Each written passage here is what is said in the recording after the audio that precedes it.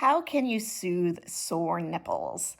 I am Cindy Rubin. I am a breastfeeding medicine specialist and fourth trimester care physician, pediatrician in Chicagoland area, and I do home visits, which I love. So, sore nipples, what is the mainstay of treatment for sore nipples? Well, first of all, the very first thing you need to do is figure out why your nipples are sore. And oftentimes, especially if it's in those first days or weeks of breastfeeding, it may have something to do with your baby's latch. And so going back to your baby's latch and making sure that they have a good wide open mouth and they are latching deeply is the first thing to do.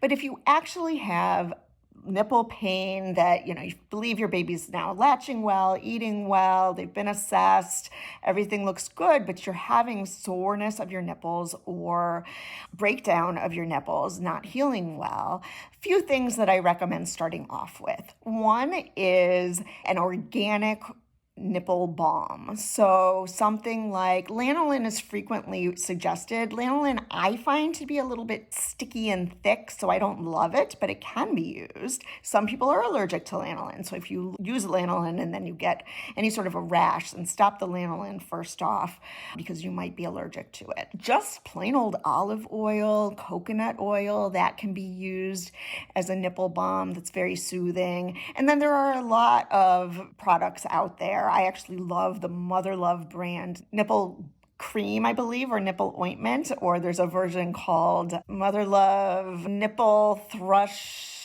and something like that. And it actually has the same things in it. Just a nice, gentle, organic concoction of soothing elements for your nipple.